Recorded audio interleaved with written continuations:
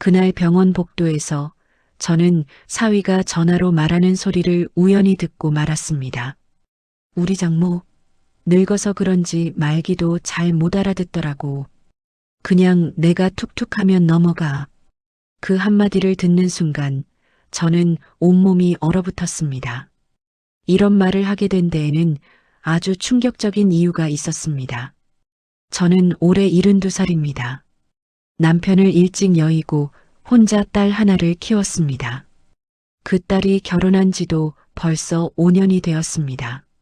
사위는 처음 만났을 때부터 참 괜찮은 사람처럼 보였습니다. 딸을 대하는 태도도 부드러웠고 저한테도 언제나 공손했습니다. 결혼식 날 저는 정말 안심했었습니다. 딸이 좋은 사람을 만났구나. 이제 제 걱정은 덜었구나 싶었습니다. 결혼 후에도 사위는 변함없었습니다. 아니, 오히려 더 잘해주는 것 같았습니다. 명절 때마다 빠짐없이 선물을 가져왔고 외식할 때면 늘 계산을 도맡아 했습니다. 가족 모임이 있으면 제일 먼저 달려왔고 친척들 앞에서 저를 극진히 모셨습니다. 주변 사람들은 모두 부러워했습니다. 아이고, 김 여사님은 복도 많으시지. 그런 사위 어디서 구하셨어요? 그런 말을 들을 때마다 저도 기분이 좋았습니다. 제가 딸을 잘 키운 덕분이겠거니 생각했습니다. 하지만 어느 순간부터였을까요? 뭔가 조금씩 이상하다는 느낌을 받기 시작했습니다. 처음엔 제가 예민한 건가 싶었습니다. 나이가 들어서 괜히 트집을 잡는 건 아닌가 하는 생각도 들었습니다. 그래서 더 조용히 있었습니다. 혹시라도 딸의 결혼 생활에 문제가 생길까봐 말을 아꼈습니다. 첫 번째로 이상함을 느낀 건 작년 추석 때였습니다. 사위가 비싼 한우 세트를 들고 왔었습니다. 친척들이 모두 모인 자리에서 큰 소리로 말했습니다. 어머니, 이번에 좋은 거 구했습니다. 1등급 한우예요. 어머니 건강 생각해서 제일 좋은 걸로 골랐어요. 그러더니 바로 휴대폰을 꺼내 사진을 찍었습니다. 한우 세트를 제 앞에 놓고 저와 함께 찍었습니다. 저는 그때 잠깐 어색한 느낌이 들었습니다. 선물을 주는데 왜 사진을 찍을까? 하지만 요즘 젊은 사람들은 다 그런가 보다 하고 넘어갔습니다. 나중에 딸한테 물어보니 사위가 그 사진을 SNS에 올렸다고 했습니다. 효자 사위의 추석 선물이라는 제목과 함께요. 댓글에는 부러워하는 말들이 가득했다고 합니다. 저는 그 얘기를 듣고 묘한 기분이 들었습니다. 선물은 고마운데 왜 그걸 온 세상에 알려야 하는 걸까요? 두 번째는 외식 자리였습니다. 딸과 사위, 그리고 제가 함께 식사를 할 때가 종종 있었습니다. 사위는 늘 계산을 했습니다. 카드를 내밀 때면 꼭 이렇게 말했습니다. 어머니, 제가 할게요. 편하게 드세요. 제가 해야죠. 처음엔 고마웠습니다. 하지만 가만 보니 꼭 다른 손님들이 많은 시간대에 사람들 눈에 잘 띄는 자리에서 그랬습니다. 그리고 계산할 때 카드를 높이 들어 카드 이름이 보이게 했습니다. 제가 괜찮다, 내가 낼게 하고 말하면 사위는 웃으면서도 절대 물러서지 않았습니다. 아니에요, 어머니. 제가 해야죠. 제가 안 하면 누가 합니까? 그러면서 주변을 한번 둘러보는 눈빛이 있었습니다. 마치 내가 효자 사위다라는 걸 누군가에게 보여주고 싶어 하는 것 같았습니다. 심지어 어떤 날은 옆 테이블 손님이 아이고 효자시네요 라고 말하자 사위가 환하게 웃으며 당연히 해드려야죠 라고 대답하는 걸 봤습니다. 그때 저는 알 수 없는 불편함을 느꼈습니다. 세 번째는 집에서였습니다. 가끔 딸이 일이 있을 때면 사위가 저희 집에 먼저 와서 기다릴 때가 있었습니다. 그럴 때 사위는 완전히 다른 사람이었습니다. 친척들 앞에서 보이던 그 환한 미소도 다정한 목소리도 없었습니다. 소파에 앉아 휴대폰만 들여다보고 제가 말을 걸어도 네, 네 하고 대충 대답할 뿐이었습니다. 차라도 한 잔 드리려고 하면 괜찮습니다 하고 고개도 들지 않았습니다. 저는 괜히 불편했습니다.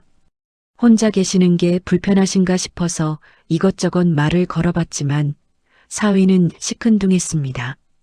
그러다가 딸이 집에 들어오는 순간 표정이 확 바뀌었습니다. 어머니, 제가 도와드릴 게 없을까요? 설거지라도 제가 할까요? 하며 벌떡 일어났습니다. 마치 스위치를 켠 것처럼 말입니다. 저는 그 모습을 보면서 섬뜩한 느낌을 받았습니다. 저는 이런 것들을 느끼면서도 딸한테는 말하지 못했습니다.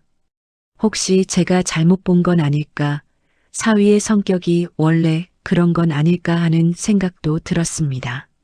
무엇보다 딸이 행복해 보였습니다. 결혼 초기만큼은 아니어도 딸은 웃고 있었습니다.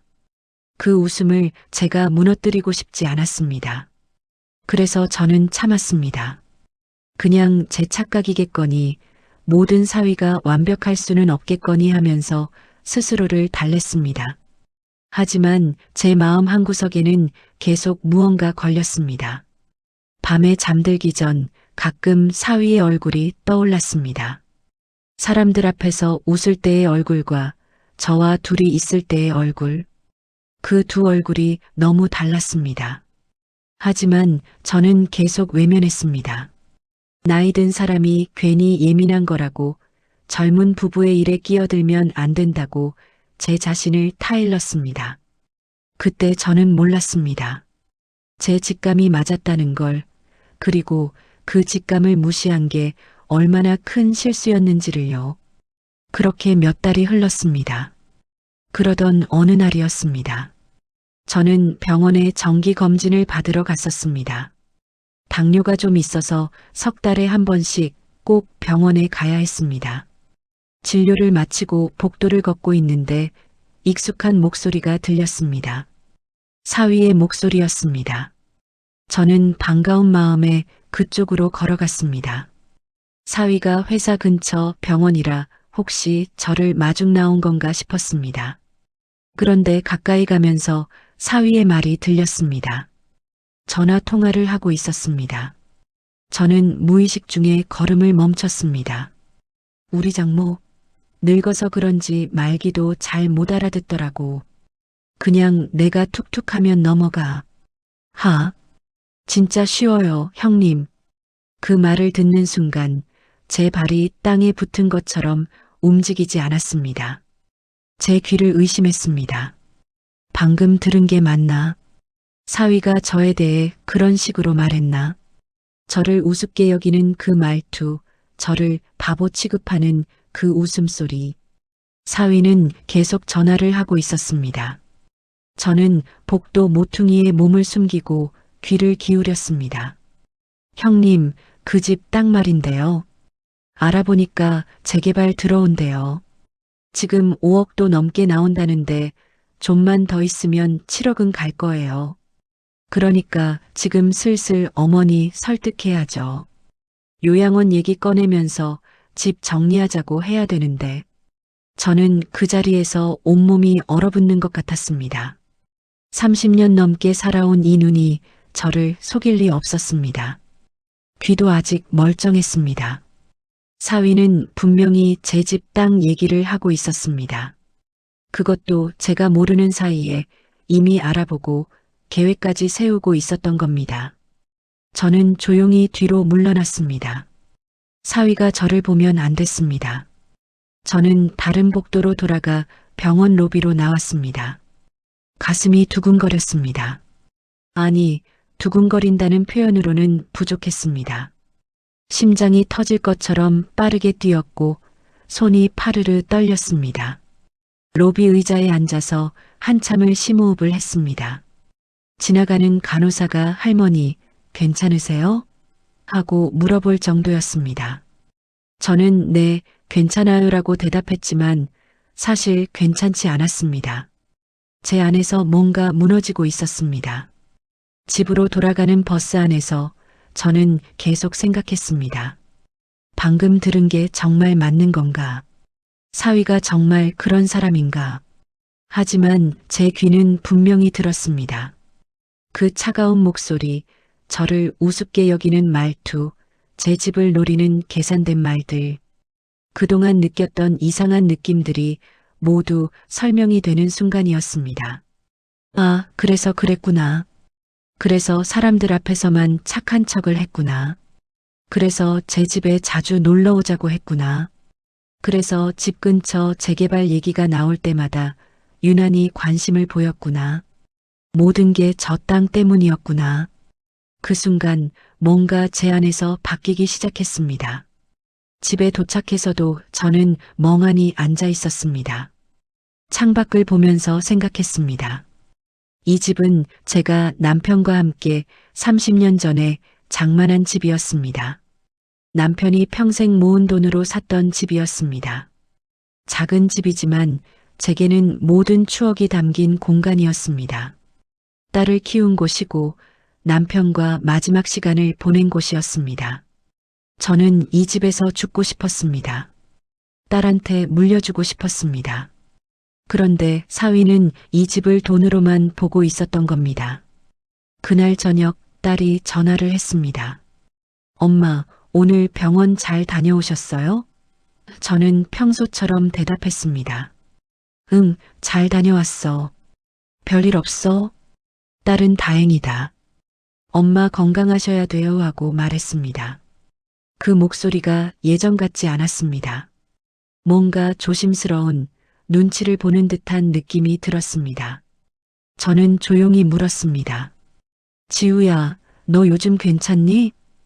딸은 잠깐 침묵하더니 네, 엄마. 괜찮아요 하고 대답했습니다. 하지만 그 목소리에는 힘이 없었습니다. 예전에 밝고 당당하던 제 딸의 목소리가 아니었습니다. 전화를 끊고 나서 저는 더 확신했습니다. 딸한테도 뭔가 문제가 있다는 걸요. 사위의 그 이중적인 모습이 딸한테는 어떻게 비춰지고 있을까? 혹시 딸도 힘들어하는 건 아닐까? 하지만 딸은 제게 아무 말도 하지 않았습니다. 결혼한 딸이 친정 엄마한테 속마음을 다 털어놓기는 어려운 법이니까요. 저도 그랬으니까요. 시집살이 힘들어도 친정 엄마한테는 괜찮다고 말했었으니까요. 그날 밤 저는 잠을 이룰 수 없었습니다. 천장을 보며 계속 생각했습니다. 어떻게 해야 하나? 딸한테 바로 말해야 하나? 아니면 좀 더 지켜봐야 하나? 하지만 한 가지는 확실했습니다. 저는 더 이상 모른 척할 수 없다는 것. 제 딸이 혹시라도 힘들어하고 있다면 제가 나서야 한다는 것. 그리고 제 집을, 남편이 남긴 마지막 선물을 지켜야 한다는 것. 다음 날부터 저는 딸을 유심히 지켜보기 시작했습니다. 일부러 딸한테 자주 전화를 걸었습니다. 지우야, 엄마가 국 끓였는데 갖다 줄까? 반찬 좀 만들었어. 가져갈게. 핑계를 대고 딸의 집에 자주 들렀습니다. 그리고 저는 조금씩 이상한 점들을 발견하기 시작했습니다. 첫 번째로 눈에 띈 건 딸의 휴대폰이었습니다. 제가 방문했을 때 딸의 휴대폰이 울렸습니다. 화면에 미선이라고 떴습니다. 딸의 대학 친구였습니다. 하지만 딸은 전화를 받지 않았습니다. 안 받아도 돼? 제가 물었습니다. 딸은 나중에 할게요라고 했습니다. 그런데 그 표정이 이상했습니다. 뭔가 불편해하는 것 같았습니다. 제가 화장실을 다녀오는 사이 딸이 사위에게 문자를 보내는 걸 봤습니다. 화면이 잠깐 보였는데 미선이한테 전화 왔는데 안 받았어라고 쓰여 있었습니다. 왜 친구한테 온 전화를 남편한테 보고해야 하는 걸까요? 두 번째는 딸의 옷차림이었습니다. 예전에 딸은 화려한 색깔을 좋아했습니다. 빨간색, 노란색 옷을 즐겨 입었습니다. 그런데 요즘 딸은 온통 검은색, 회색, 베이지색 옷만 입고 있었습니다. 지우야, 요즘은 화려한 옷 아닙니까? 제가 물었습니다. 딸은 잠깐 머뭇거리더니 나이도 있고 그냥 이게 편해요라고 했습니다. 35살이 무슨 나이가 많다고. 저는 이상했습니다. 하지만 그때는 그냥 취향이 바뀐 건가 했습니다. 세 번째는 딸의 말투였습니다. 예전 딸은 자기 의견이 분명했습니다. 저는 이게 좋아요. 저는 이렇게 생각해요. 당당하게 말하는 아이였습니다. 그런데 요즘 딸은 모든 말 끝에 그치를 붙였습니다. 엄마, 오늘 날씨 좋죠? 이 반찬 맛있죠? 제가 이렇게 하는 게 맞죠? 마치 확신이 없는 사람처럼 누군가에게 확인받아야 하는 사람처럼 말했습니다. 저는 그 모습이 낯설었습니다. 이게 제가 키운 당당하던 딸이 맞나 싶었습니다. 어느 날 오후 저는 딸의 집을 방문했습니다. 딸이 잠깐 마트에 간 사이 저는 거실에 앉아 있었습니다. 그때 딸의 서랍이 살짝 열려 있는 게 보였습니다. 원래 남의 물건을 함부로 보는 사람이 아니지만 저는 왜인지 그 서랍이 신경 쓰였습니다. 저는 조심스럽게 서랍을 열어봤습니다. 그 안에는 딸의 수첩이 있었습니다. 저는 잠깐 망설였습니다. 하지만 딸이 걱정돼서 수첩을 펼쳤습니다. 그리고 저는 그 안에 적힌 글을 보고 숨이 멎는 것 같았습니다. 나는 남편 없이는 아무것도 못해. 내가 틀렸어. 남편 말이 맞아. 친구들은 나를 이해 못해. 남편만 날 이해해. 엄마한테 말하면 걱정만 하실 거야. 말하지 말자. 같은 문장들이 빼곡히 적혀 있었습니다. 저는 그 글씨를 보면서 손이 떨렸습니다. 이게 제 딸이 쓴 글이 맞나? 이렇게 자신감 없는 말들을 제 딸이 썼다고. 제 가슴이 두근거렸습니다. 저는 급하게 수첩을 제자리에 놓았습니다. 그리고 소파에 앉아 심호흡을 했습니다. 그 순간 뭔가 제 안에서 바뀌기 시작했습니다. 이건 단순히 사위가 제 집을 노리는 문제가 아니었습니다. 사위가 제 딸을, 제가 30년 넘게 키운 제 딸을 망가뜨리고 있었던 겁니다. 제 딸의 자존감을, 당당함을, 밝음을 모두 빼앗고 있었던 겁니다. 딸이 마트에서 돌아왔습니다. 엄마, 기다리셨어요? 오래 걸렸죠? 딸은 미안한 표정을 지었습니다. 저는 아니야, 괜찮아라고 대답했습니다. 하지만 제 마음은 괜찮지 않았습니다. 저는 딸을 보며 생각했습니다. 이 아이를 어떻게 구해야 하나? 어떻게 해야 이 아이가 예전의 밝은 모습으로 돌아올 수 있을까? 그날 밤 집으로 돌아와서 저는 컴퓨터 앞에 앉았습니다. 손자한테 배운 대로 인터넷을 켰습니다. 그리고 검색창에 남편이 아내를 조종하는 방법이라고 쳤습니다. 여러 글들이 나왔습니다. 그 중에서 가스라이팅이라는 단어가 눈에 들어왔습니다. 저는 그 글을 읽기 시작했습니다. 피해자의 자존감을 깎아내리고 주변 사람들과 단절시키고 모든 결정을 가해자가 통제하게 만드는 것. 읽으면 읽을수록 제 딸의 모습과 정확히 일치했습니다. 저는 계속 검색했습니다. 그리고 이혼 상담 카페에서 한 글을 발견했습니다. 제목은 5년 전 이혼했습니다. 지금 제 전 남편이 재혼했다는 소식을 들었는데 걱정됩니다였습니다. 저는 그 글을 클릭했습니다. 글쓴이는 이혼 후 힘들게 회복한 여성이었습니다. 그리고 그 글의 내용을 읽는 순간 저는 의자에서 벌떡 일어났습니다. 전 남편은 처음에는 완벽한 남자였습니다. 친절하고 다정하고 배려심 많은 사람처럼 보였죠. 특히 시어머니나 주변 사람들 앞에서는 더 그랬습니다. 하지만 결혼 후 1년쯤 지나자 변하기 시작했습니다. 제 친구들을 만나는 걸 싫어했고 제 옷차림에 간섭했고 제가 하는 모든 일에 넌 그것도 못해? 라고 말했습니다. 저는 점점 제 자신이 무능한 사람이라고 믿게 됐습니다. 저는 손이 떨렸습니다. 이건 제 딸 얘기랑 똑같았습니다. 글은 계속 이어졌습니다. 그 사람은 SNS에 저와의 행복한 사진만 올렸습니다. 효자, 남편, 모범 사위 이미지를 만들었죠. 하지만 집에서는 달랐습니다. 저를 무시하고 제 말을 끊고 제가 틀렸다고 세뇌시켰습니다. 그리고 가장 무서운 건 나중에 알고 보니 그 사람이 시어머니의 재산을 노리고 있었다는 겁니다. 제 친정 재산도요. 이혼 후 알게 됐는데 제 명의로 된 통장을 슬쩍 자기 명의로 바꿔놨더라고요. 제 심장이 빠르게 뛰었습니다. 저는 계속 읽어내려갔습니다. 최근에 제 지인을 통해 들었는데 그 사람이 재혼했다고 합니다. 상대는 서울 강서구에 사는 30대 여성이라는데요. 딱 제가 겪었던 패턴이 반복될까봐 너무 걱정됩니다. 그 여성분의 어머니가 혼자 사신다고 들었어요. 그리고 땅을 가지고 계신다고요. 제 전 남편은 재개발 정보에 유난히 밝은 사람이었거든요. 결혼할 때도 제 친정 부동산 이야기를 먼저 꺼냈었어요. 저는 그 문장을 읽고 숨이 턱 막혔습니다. 서울 강서구, 30대 여성, 어머니가 혼자 사심, 땅을 보유.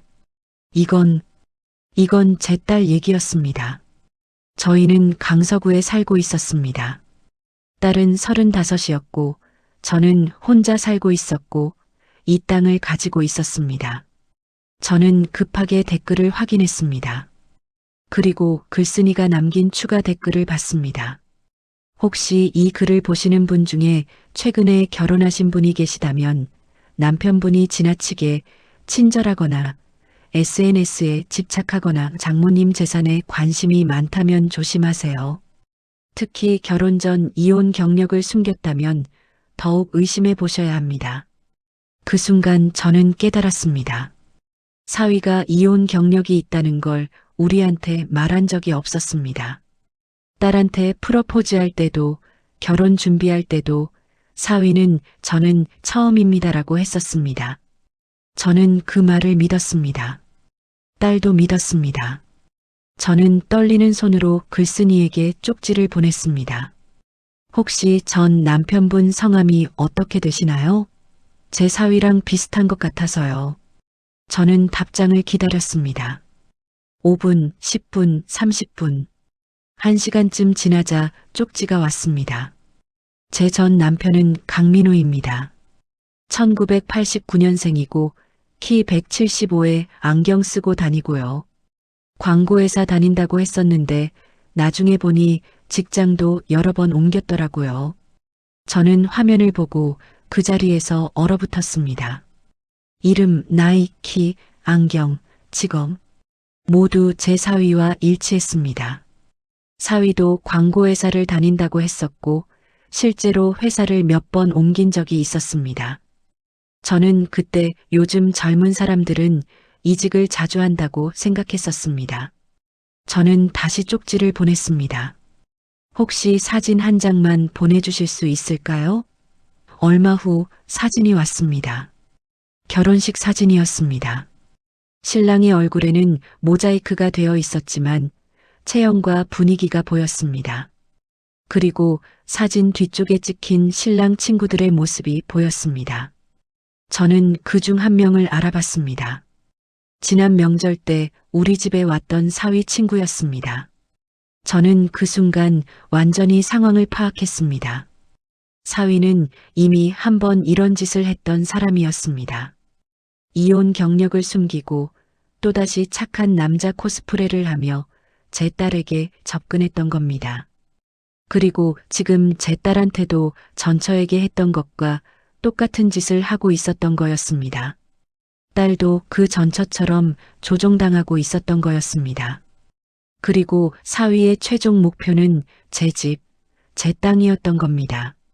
저는 그때 알았습니다. 이건 단순히 기다려서 해결될 문제가 아니라는 걸, 제가 움직여야 한다는 걸, 제가 제 딸을 구해야 한다는 걸, 그 순간 뭔가 제 안에서 바뀌기 시작했습니다. 예전에 참고 견디기만 하던 제가 아니라 싸울 준비가 된 저로 변하고 있었습니다. 저는 조용히 말했습니다. 좋아. 이제 시작이다. 저는 그날 밤 잠을 이룰 수 없었습니다. 하지만 눈물은 흘리지 않았습니다. 눈물을 흘릴 시간이 없었습니다. 저는 해야 할 일이 너무 많았으니까요. 침대에 누워 천장을 보면서 생각했습니다. 어떻게 해야 딸을 구할 수 있을까? 어떻게 해야 사위의 가면을 벗길 수 있을까?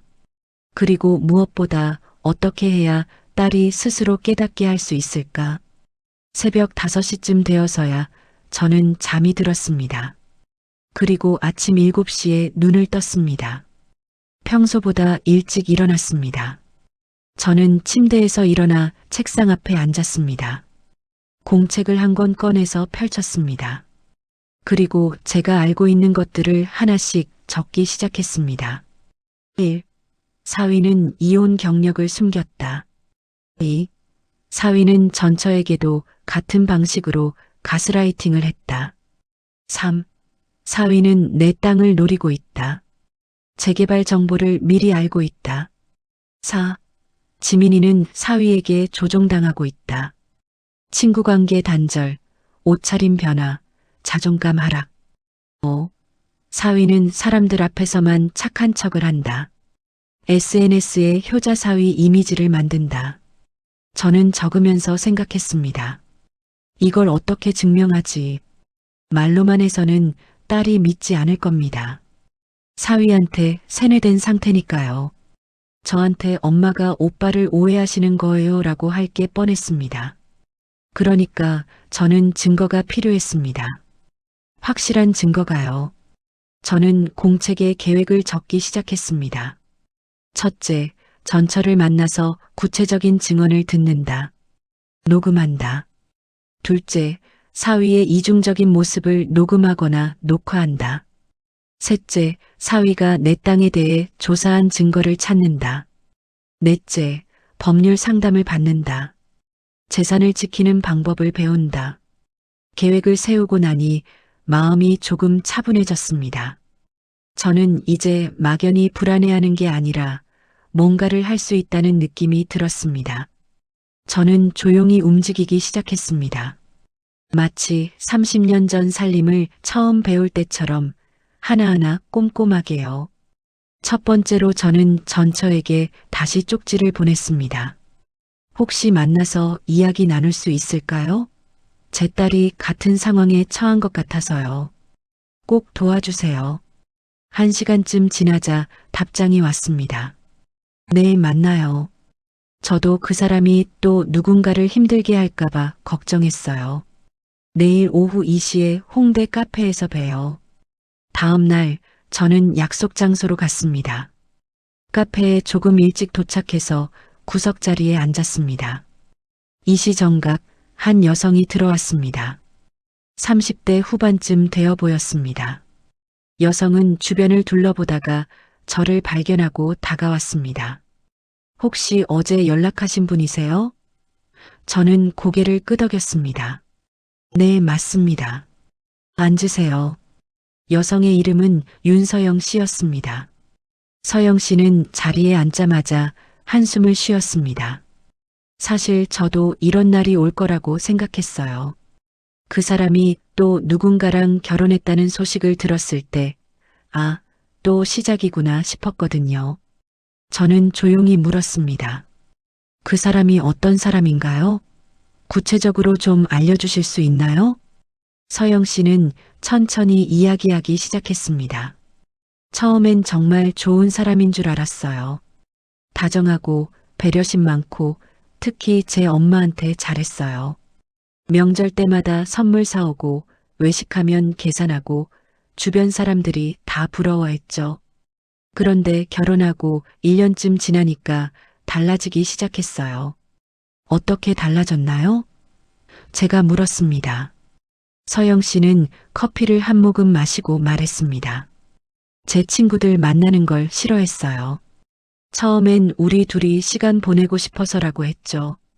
근데 점점 심해졌어요. 제가 친구랑 약속 잡으면 그 친구 너 이용하는 거 아니야? 라고 하거나 요즘 너무 바빠서 나 혼자 있기 힘든데 라고 했어요. 저는 그 말에 넘어갔어요. 친구 약속을 취소하고 남편 곁에 있었죠. 저는 고개를 끄덕였습니다. 지민이도 요즘 친구들을 안 만난다고 했었습니다. 서영 씨는 계속 말했습니다.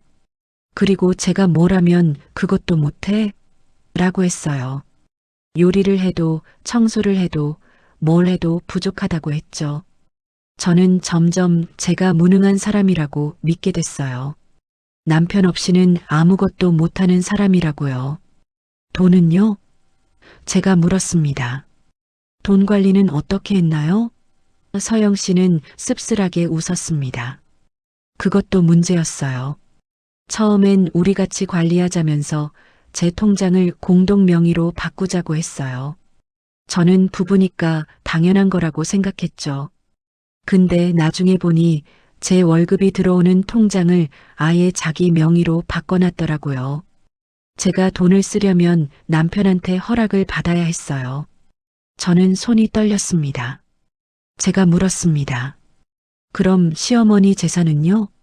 그것도 노렸나요? 서영 씨는 고개를 끄덕였습니다. 네.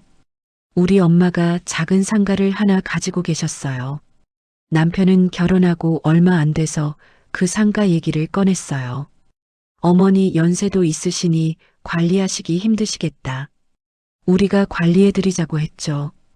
다행히 우리 엄마가 거절하셨어요. 근데 남편은 계속 집요하게 물어봤어요. 상가 임대료가 얼마나 되냐? 나중에 상속은 어떻게 할 거냐? 이런 식으로요. 저는 심호흡을 했습니다. 그리고 물었습니다. 이혼은 어떻게 하셨어요? 서영 씨는 한참을 말없이 있다가 대답했습니다.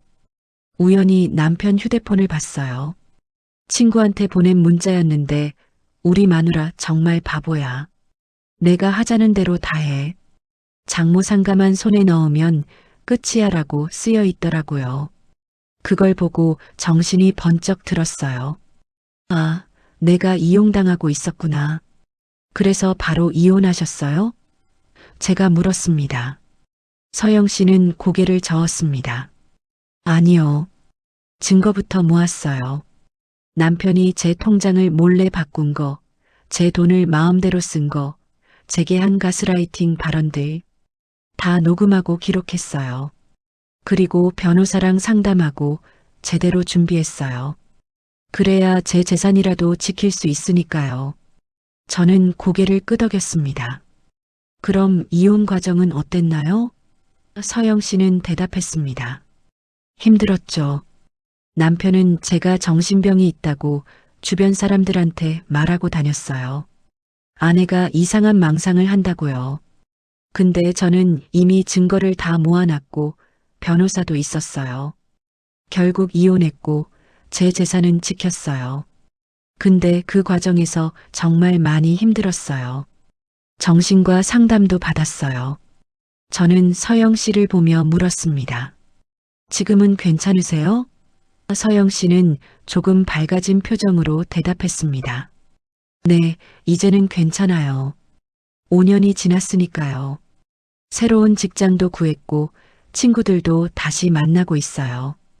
그때 끊어졌던 관계들을 하나씩 회복하고 있죠. 근데 가끔 생각해요. 그때 좀 더 빨리 눈치챘으면 어땠을까? 주변 사람들 말을 좀 더 들었으면 어땠을까 하고요.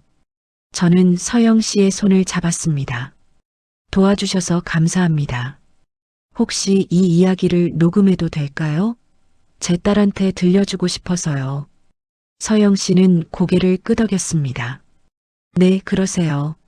제가 겪은 일을 다른 사람이 또 겪지 않았으면 좋겠어요. 그리고 어머니, 혼자 하시려고 하지 마세요. 변호사 꼭 구하시고 법적으로 대응하세요. 그 사람은 말로는 안 통해요. 저는 서영 씨와 2시간 넘게 이야기를 나눴습니다.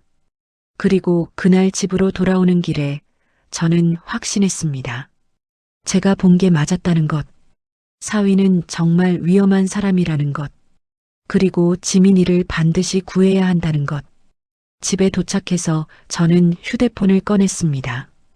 손자한테 배운 대로 녹음 파일을 확인했습니다.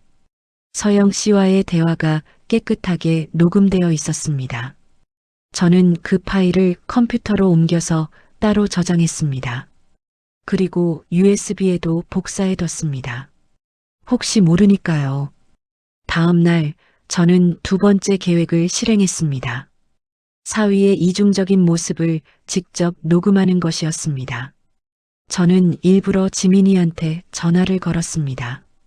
지민아, 엄마가 김치 담갔는데 갖다 줄게. 오늘 저녁에 집에 있니? 지민이는 네, 엄마. 있어요라고 했습니다. 저는 그럼 6시쯤 갈게라고 말했습니다. 저는 김치통을 들고 지민이네 집으로 갔습니다. 그리고 현관문을 열기 전에 휴대폰 녹음 버튼을 눌렀습니다. 현관문을 열고 들어가니 사위가 소파에 앉아 있었습니다. 휴대폰을 보고 있었습니다. 저는 안녕하세요. 사위하고 인사했습니다. 사위는 고개만 까딱했습니다. 네. 그뿐이었습니다. 미소도 없었고 일어나지도 않았습니다. 저는 부엌으로 가서 김치를 냉장고에 넣었습니다. 그리고 거실로 나와서 말했습니다. 사위, 물 한 잔 주실래요?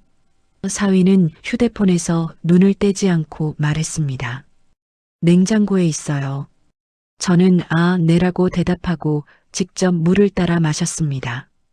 그때 지민이가 현관문을 열고 들어왔습니다.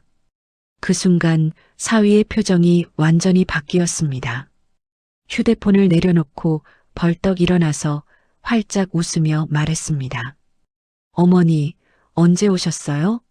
제가 물이라도 드릴 걸 그랬네요. 왜 혼자 드세요? 저는 그 모습을 보면서 소름이 돋았습니다. 1초 만에 사람이 이렇게 바뀔 수 있다니. 마치 스위치를 켠 것 같았습니다. 저는 아니에요. 괜찮아요라고 대답했습니다. 사위는 지민이한테 다가가서 가방을 받아주며 말했습니다. 오늘 회사 일 힘들었지? 어머니가 김치 갖다 주셨어. 고마우시지? 지민이는 네, 엄마 감사해요라고 했습니다. 저는 그 장면을 보면서 녹음이 잘 되고 있기를 바랐습니다. 저는 30분쯤 있다가 집으로 돌아왔습니다. 그리고 녹음 파일을 확인했습니다. 사위가 저를 무시하던 목소리, 그리고 지민이가 들어오자마자 바뀐 밝은 목소리, 모두 선명하게 녹음되어 있었습니다. 저는 이 파일도 따로 저장했습니다. 이제 세 번째 계획이었습니다. 사위가 제 땅을 조사한 증거를 찾는 것. 그건 쉽지 않았습니다. 하지만 저는 한 가지 방법을 생각해냈습니다. 부동산에 가서 물어보는 거였습니다. 다음 날 저는 동네 부동산에 갔습니다. 부동산 사장님은 저를 알고 계셨습니다. 어머니, 오랜만이세요. 무슨 일로 오셨어요? 저는 물었습니다.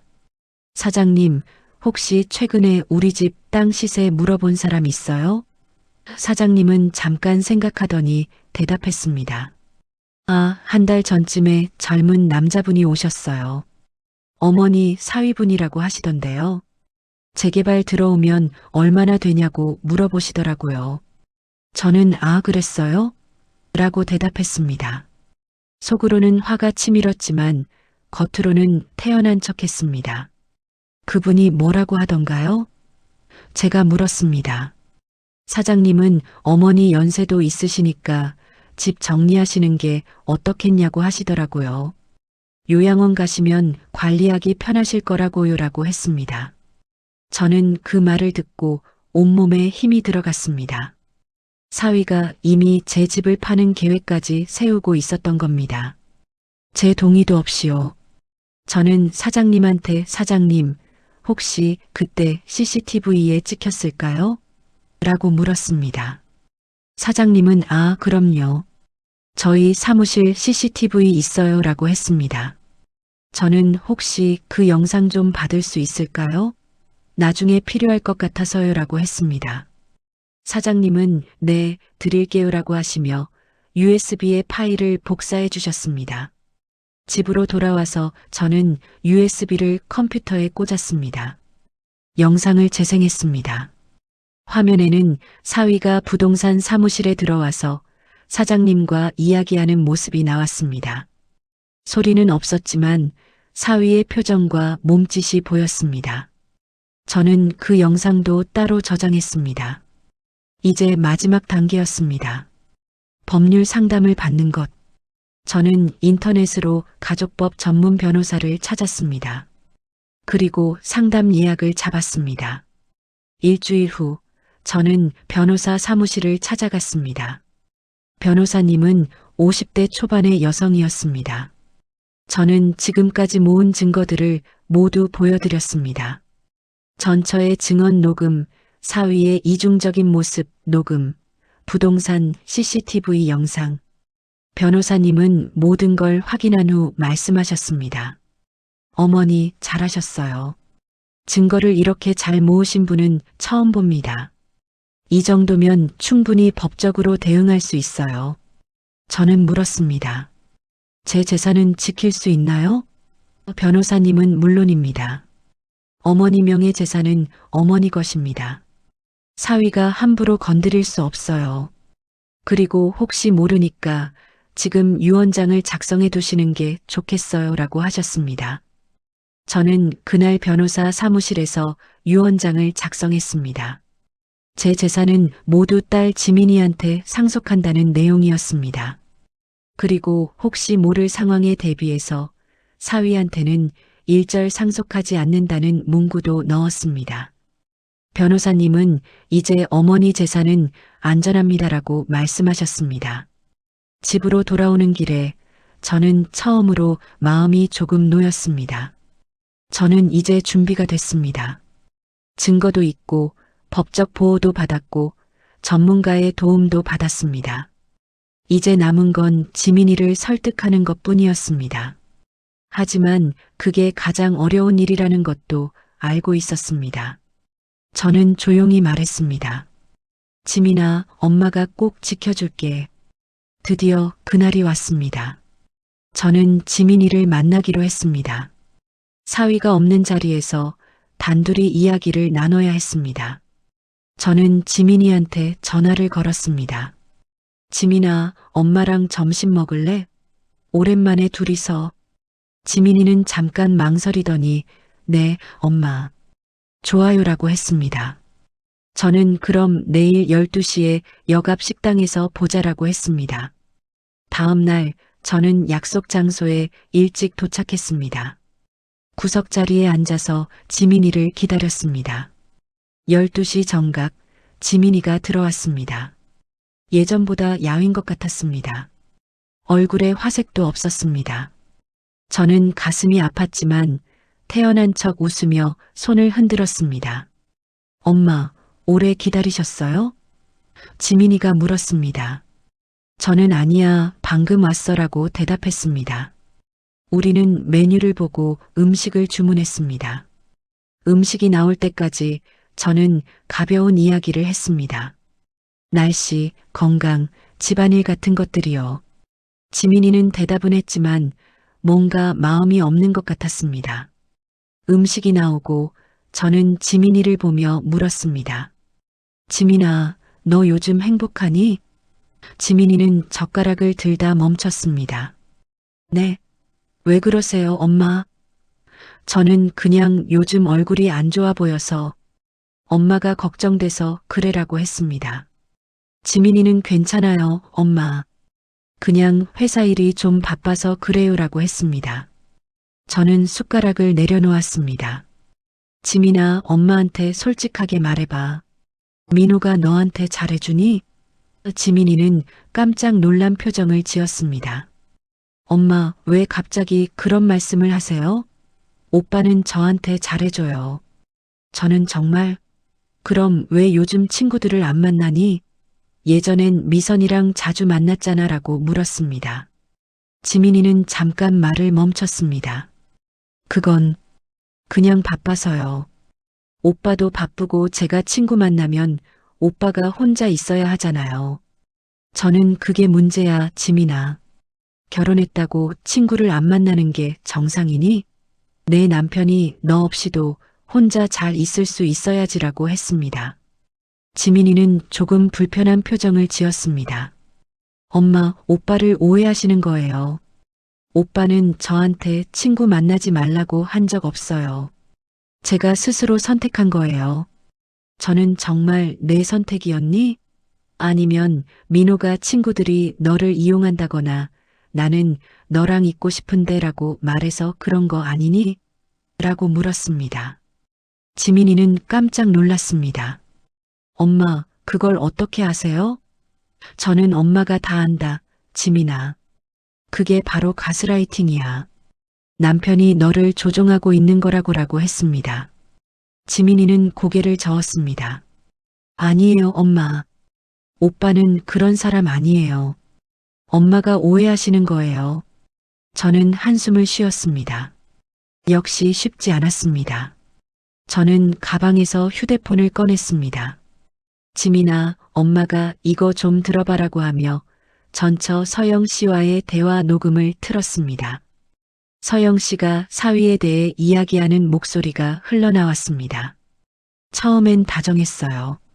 근데 결혼 후 1년쯤 지나니까 달라졌어요. 제 친구 만나는 걸 싫어했고 제가 하는 모든 일에 그것도 못해? 라고 했어요. 지민이는 녹음을 듣다가 얼굴이 창백해졌습니다. 이게 뭐예요, 엄마? 저는 민호의 전처야. 민호는 이혼 경력이 있어. 너한테 숨겼지? 지민이는 믿을 수 없다는 표정을 지었습니다. 아니에요. 오빠는 저한테 처음이라고 했어요. 초혼이라고요. 저는 거짓말이었어, 지민아. 민호는 5년 전에 이혼했어.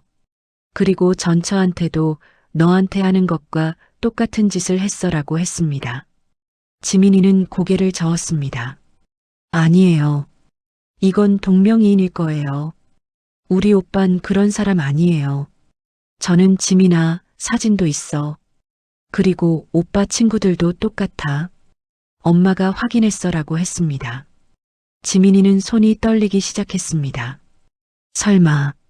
설마 그럴 리가 없어요. 저는 두 번째 녹음을 틀었습니다. 제가 지민이네 집에 갔을 때 녹음한 파일이었습니다. 사위가 저를 무시하는 목소리, 그리고 지민이가 들어오자마자 바뀐 밝은 목소리. 지민이는 그 녹음을 듣고 눈물이 글썽거렸습니다. 이게 진짜예요? 지민이가 물었습니다. 저는 진짜야, 지민아. 민호는 사람들 앞에서만 착한 척을 해. 뒤에서는 완전히 다른 사람이야 라고 했습니다. 지민이는 눈물을 닦으며 말했습니다. 그래도 오빠는 저를 사랑해요. 엄마, 이건 오해예요. 저는 마지막 증거를 꺼냈습니다. 부동산 CCTV 영상이 담긴 휴대폰 화면을 보여줬습니다. 지민아, 이것도 봐. 민호가 우리 집 땅을 조사한 거야. 재개발 들어오면 얼마나 되냐고 물어봤어.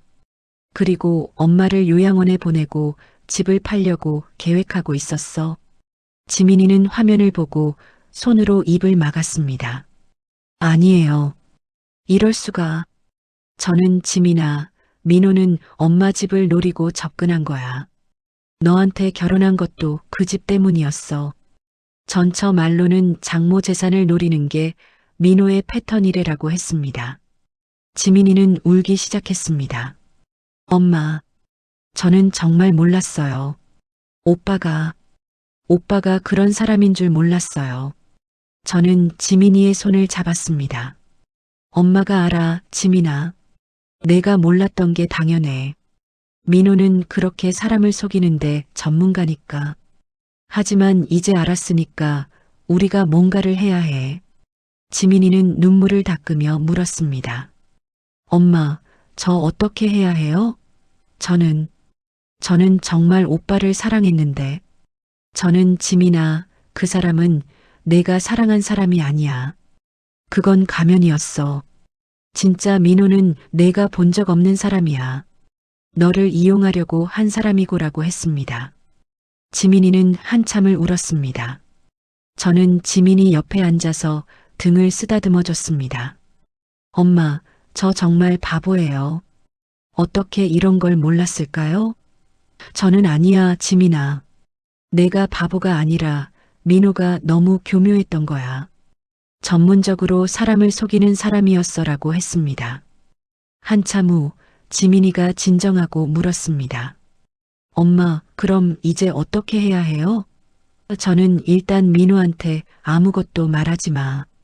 내가 알고 있다는 걸 들키면 안 돼. 그리고 엄마가 변호사랑 상담했어. 우리 함께 계획을 세울 거야 라고 했습니다. 지민이는 이혼해야 하나요? 라고 물었습니다. 저는 그건 내가 결정할 일이야, 지민아. 하지만 엄마 생각엔 그 사람이랑 계속 살기는 힘들 것 같아. 너를 진심으로 사랑한 게 아니었으니까라고 했습니다. 지민이는 고개를 끄덕였습니다. 네, 저도 그런 것 같아요. 이제 오빠 얼굴을 어떻게 봐요? 저는 일단 집에 가서 평소처럼 행동해. 그리고 천천히 내 물건들을 정리해. 통장이 민호 명의로 된 거 있으면 다시 내 명의로 바꾸고 증거가 될 만한 것들이 있으면 다 모아둬. 엄마가 도와줄게라고 했습니다. 지민이는 엄마 무서워요. 오빠가 알면 어떻게 될까요? 라고 했습니다. 저는 괜찮아, 지민아. 엄마가 있잖아. 그리고 변호사님도 계시고 우리 함께 할 거야. 넌 혼자가 아니야 라고 했습니다. 그날 저는 지민이와 오래 이야기를 나눴습니다. 지민이는 결혼 생활 동안 겪었던 일들을 하나씩 털어놓기 시작했습니다. 사위가 지민이 옷차림에 간섭한 것, 친구 만나는 걸 싫어한 것, 너는 나 없으면 아무것도 못해라고 말한 것, 지민이 월급을 관리하겠다며 통장을 가져간 것, 모든 게 가스라이팅이었습니다. 저는 지민이 이야기를 들으면서 분노가 치밀었습니다. 하지만 겉으로는 침착하게 들어줬습니다. 지민이한테 필요한 건 제 화가 아니라 제 지지와 도움이었으니까요. 저는 그때 알았습니다. 제가 움직인 게 정말 잘한 일이었다는 걸. 조금만 늦었어도 지민이는 더 깊은 상처를 받았을 거라는 걸요. 식당을 나서면서 지민이가 물었습니다. 엄마, 우리 정말 이길 수 있을까요? 저는 지민이를 똑바로 보며 말했습니다. 당연하지, 지민아. 엄마가 70년을 산 게 헛되지 않아. 우리한테는 진실이 있고 증거가 있고 법이 있어. 민호 같은 사람은 결국 지는 거야. 그날 밤 저는 집에 돌아와서 생각했습니다. 이제 본격적인 반격이 시작된다는 것을, 지민이도 이제 알았으니 우리는 함께 움직일 수 있다는 것을. 저는 공책을 펼치고 다음 단계를 적기 시작했습니다. 1단계 완료, 지민이에게 진실 알림. 2단계 지민이 재산 보호. 통장명의 변경. 중요 서류 확보. 3단계 추가 증거 수집.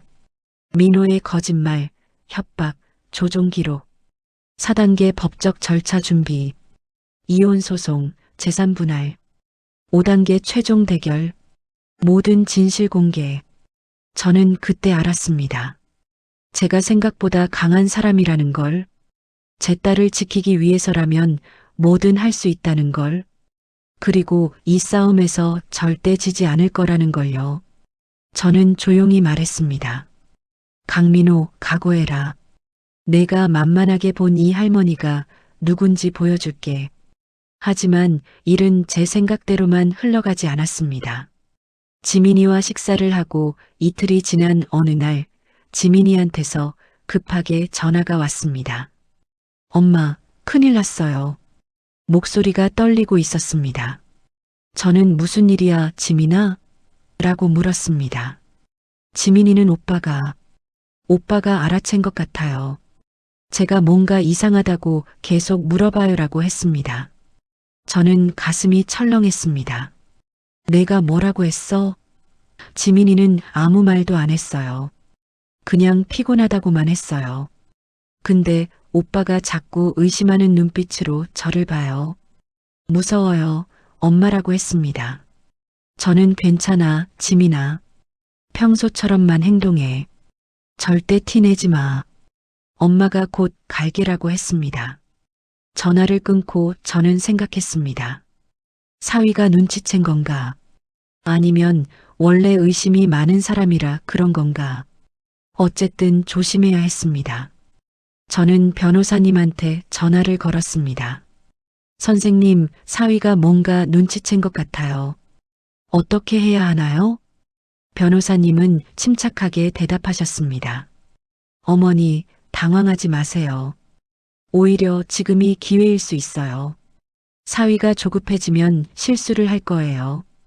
그 실수를 우리가 잡으면 됩니다. 지민 씨한테는 절대 평소처럼 행동하라고 하시고 어머니는 증거를 더 모으세요. 저는 어떤 증거요? 라고 물었습니다. 변호사님은 사위가 조급해지면 강압적으로 나올 수 있어요. 협박하거나 화를 내거나 지민 씨를 더 통제하려고 할 거예요. 그걸 다 기록하세요. 녹음, 문자, 모든 걸 증거로 남기세요라고 하셨습니다. 저는 바로 지민이한테 연락했습니다. 지민아, 오빠랑 대화할 때 녹음 켜둬. 그리고 문자 메시지 절대 지우지 마. 다 증거야. 지민이는 네, 엄마. 알겠어요라고 했습니다. 목소리에 두려움이 묻어났지만 동시에 결연함도 느껴졌습니다. 그날 밤 예상대로 일이 터졌습니다. 지민이한테서 문자가 왔습니다. 엄마, 오빠가 화났어요. 제가 요즘 이상하다고 뭘 숨기냐고 따져요. 저는 괜찮아. 평소처럼만 대답해. 녹음 켜뒀지? 라고 물었습니다. 지민이는 네, 켜뒀어요 라고 답했습니다. 다음 날 아침 지민이가 집으로 왔습니다.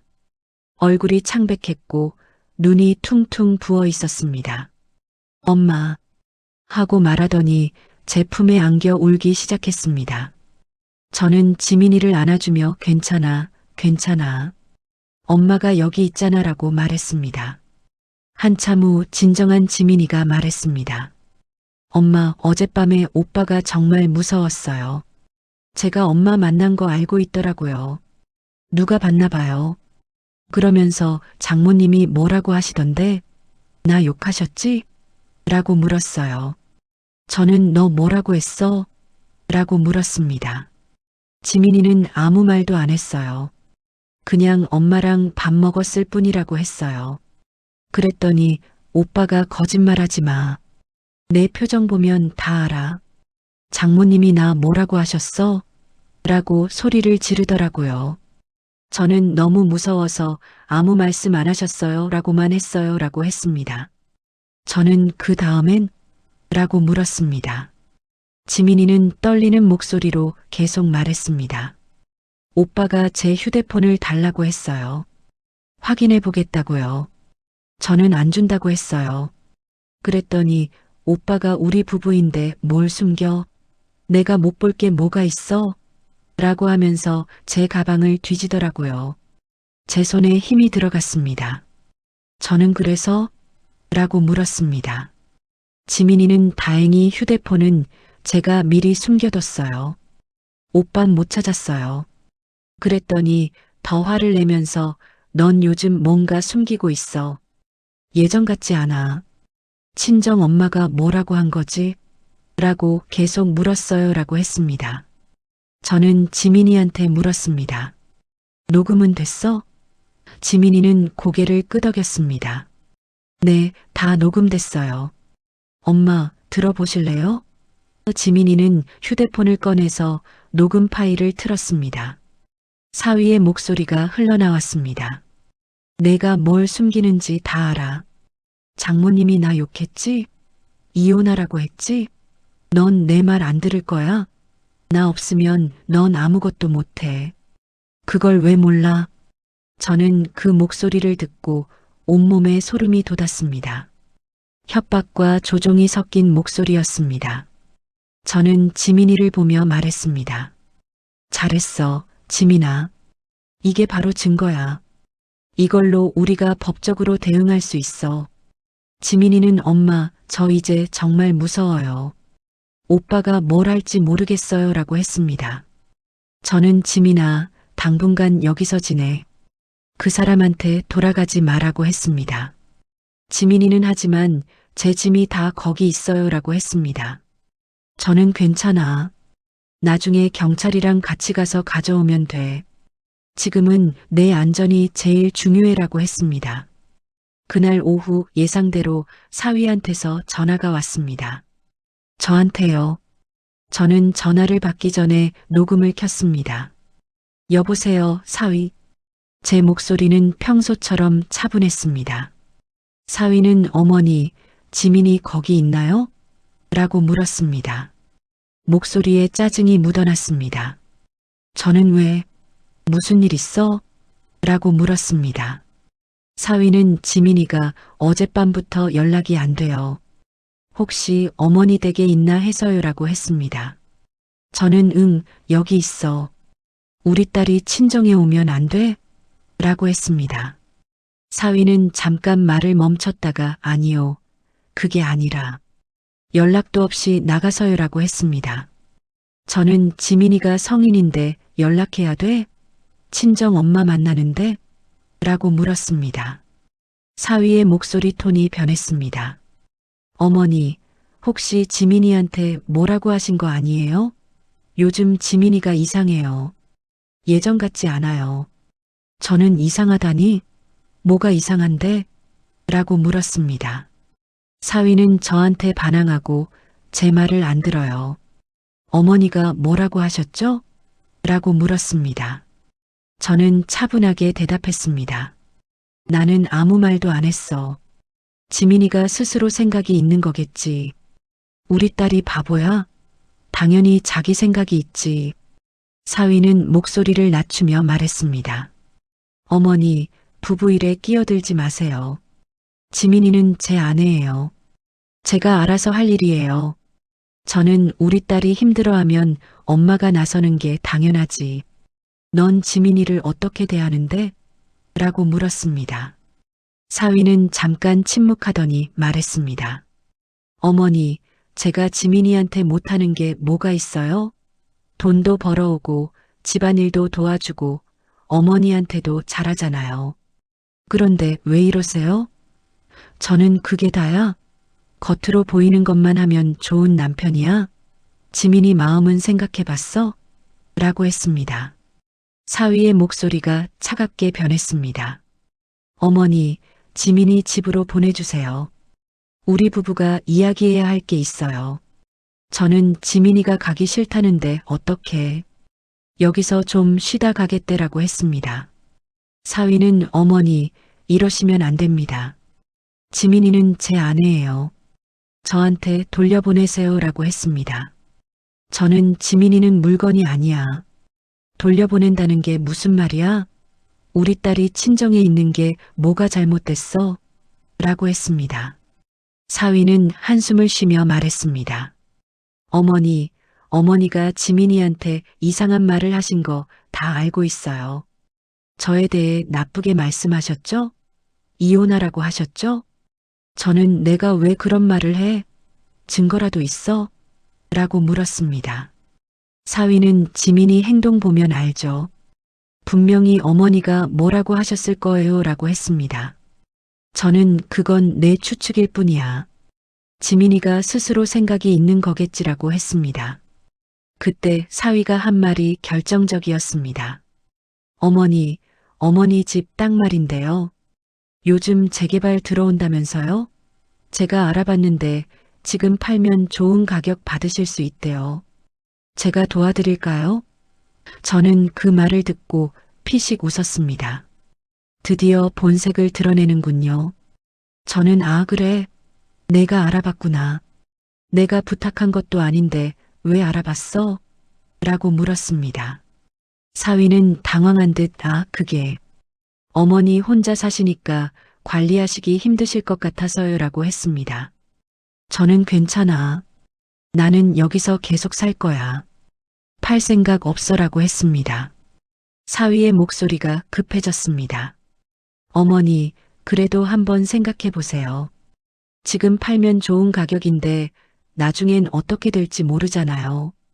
그리고 어머니 연세도 있으시니까 관리하시기 힘드실 거예요. 저는 내가 관리 못할 정도로 늙었어? 난 아직 멀쩡해. 그리고 이 집은 내 남편이 남긴 거야. 함부로 팔 수 없어라고 했습니다. 사위는 하지만 어머니, 라고 말하려다 멈췄습니다. 저는 왜, 할 말 있으면 해봐라고 했습니다. 사위는 잠깐 침묵하더니 아니에요. 그냥 어머니 생각해서 드린 말씀이에요라고 했습니다. 저는 고맙긴 한데 필요 없어. 내일은 내가 알아서 할게라고 했습니다. 전화를 끊고 저는 녹음 파일을 확인했습니다. 사위가 제 땅에 대해 노골적으로 이야기한 것, 지민이를 돌려보내라고 한 것, 모두 녹음되어 있었습니다. 저는 이 파일을 변호사님한테 바로 보냈습니다. 1시간 후 변호사님한테서 전화가 왔습니다. 어머니, 완벽합니다. 이 녹음이면 사위의 의도를 명확히 증명할 수 있어요. 재산을 노렸다는 것, 지민 씨를 통제하려 한다는 것, 다 나와 있어요. 저는 그럼 이제 어떻게 하면 되나요? 라고 물었습니다. 변호사님은 일단 지민 씨가 당분간 어머니 댁에 계시는 게 좋겠어요. 그리고 별거 상태임을 증명하기 위해 내용 증명을 보낼 거예요. 그 다음 이혼 소송 준비에 들어갈 겁니다라고 하셨습니다. 저는 알겠습니다. 그렇게 하겠습니다라고 했습니다. 그날 저녁 지민이와 저는 함께 저녁을 먹었습니다. 지민이는 엄마, 제가 정말 이혼할 수 있을까요? 오빠가 순순히 동의할까요? 라고 물었습니다. 저는 순순히는 안 하겠지. 하지만 우리한테 증거가 있잖아. 그리고 법이 있어. 걱정하지 마, 지민아라고 했습니다. 하지만 그때 저는 한 가지 깨달았습니다. 예상치 못한 일이 벌어질 수 있다는 것을요. 사위는 조용히 물러날 사람이 아니었습니다. 분명히 역공을 해올 것이고 우리를 힘들게 만들 것이었습니다. 그리고 그 예감은 정확히 맞았습니다. 이틀 후 제가 예측하지 못한 일이 벌어졌습니다. 그리고 그 일은 제 계획을 완전히 흔들어 놓았습니다. 저는 이번엔 실수하지 않기로 마음먹었습니다. 이틀 후 제가 예상하지 못한 일이 벌어졌습니다. 아침 일찍 초인종이 울렸습니다. 문을 열어보니 낯선 남자 2명이 서 있었습니다. 김영숙 씨 맞으시죠? 저희는 구청 사회복지과에서 나왔습니다. 한 명이 신분증을 보여주며 말했습니다. 저는 무슨 일로 오셨어요? 라고 물었습니다. 남자는 민원이 들어와서요. 어르신께서 요즘 치매 증상을 보이신다는 신고가 있었습니다. 확인차 방문했습니다라고 했습니다. 저는 깜짝 놀랐습니다. 치매요? 누가 그런 말을 했나요? 저는 멀쩡한데요. 남자는 신고자는 가족분이세요. 따님의 남편분이라고 하시던데요. 어르신께서 최근 이상한 행동을 하신다고 엉뚱한 말씀을 하신다고 하셨어요 라고 했습니다. 제 머릿속이 하얘졌습니다.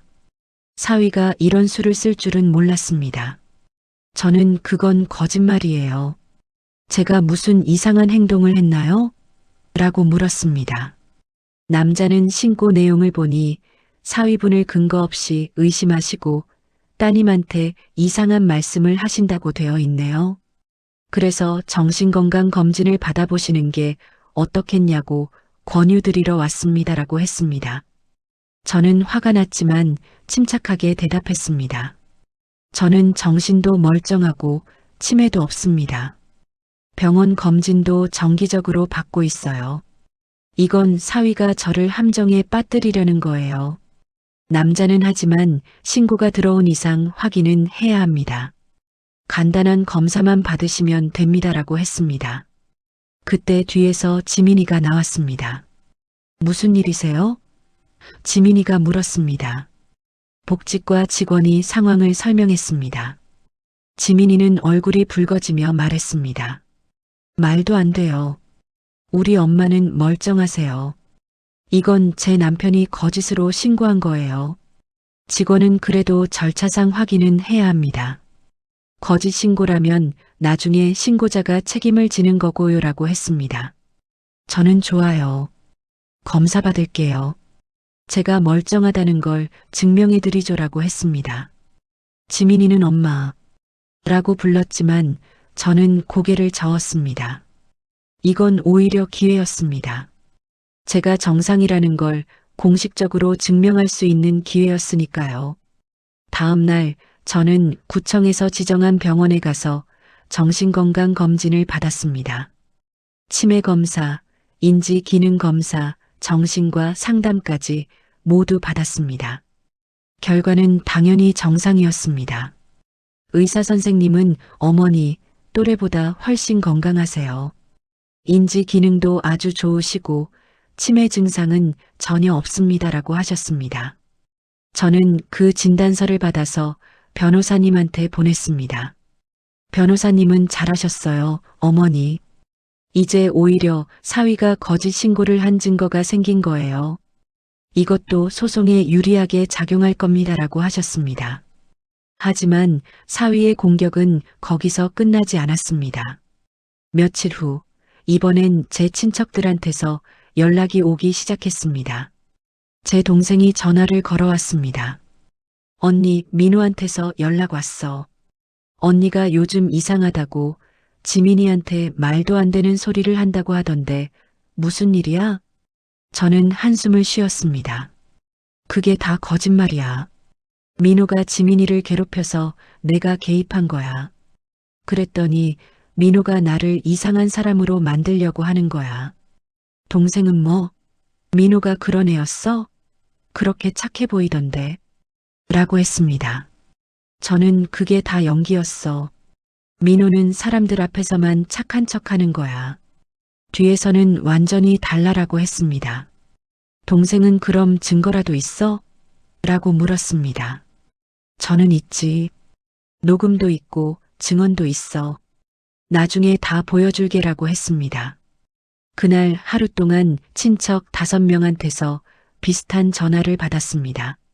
모두 사위한테서 연락을 받았다는 거였습니다. 사위는 제가 정신이 이상해졌다.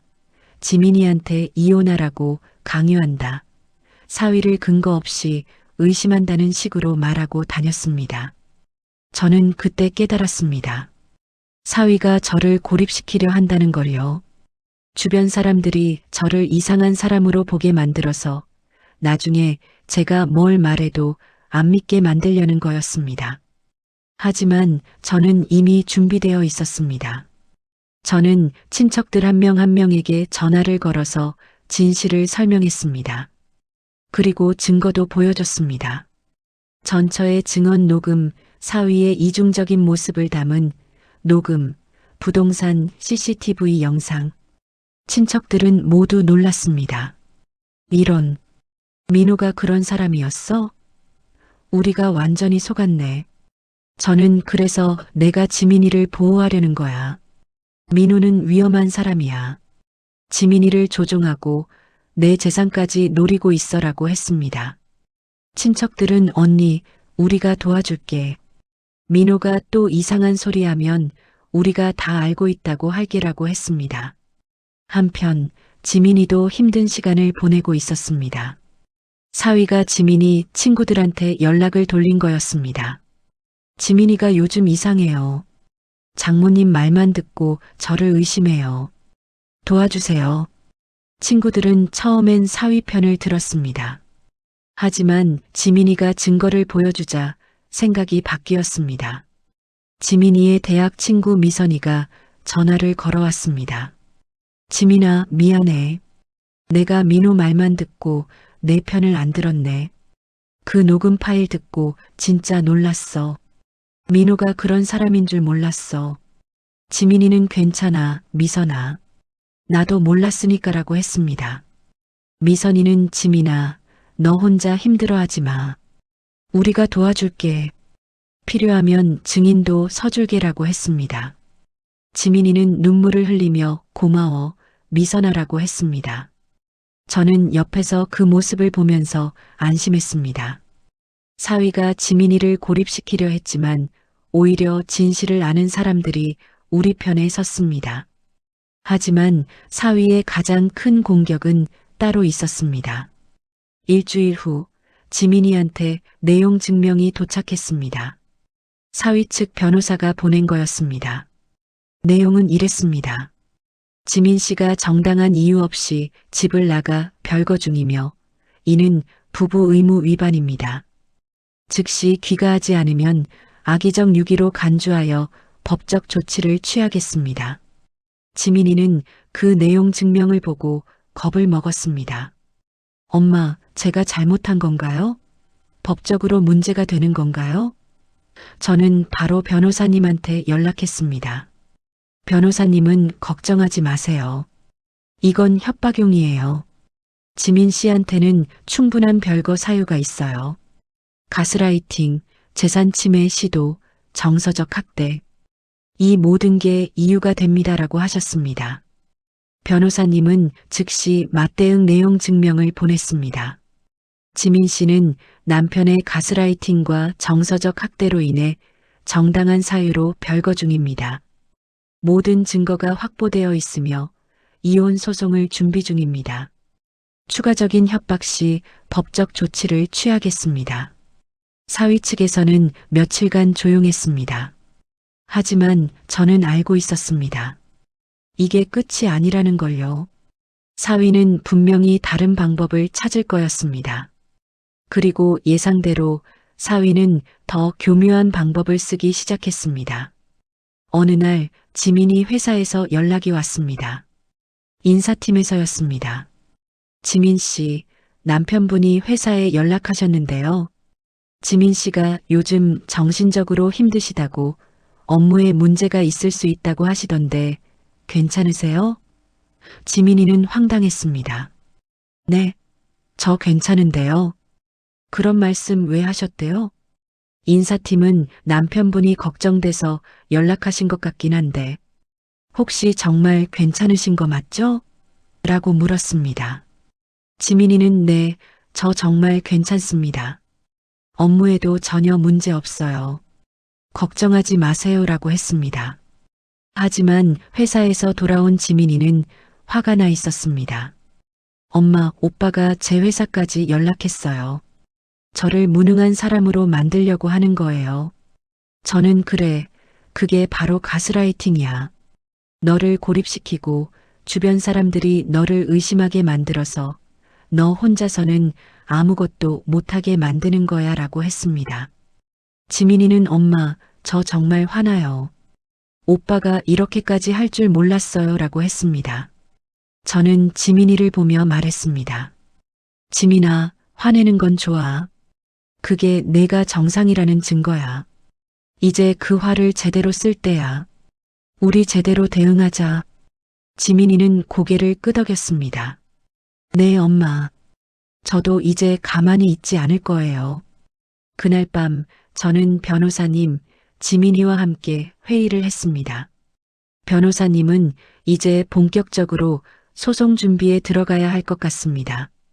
사위가 이렇게 공격적으로 나오는 건 우리가 증거를 잡고 있다는 걸 알기 때문이에요.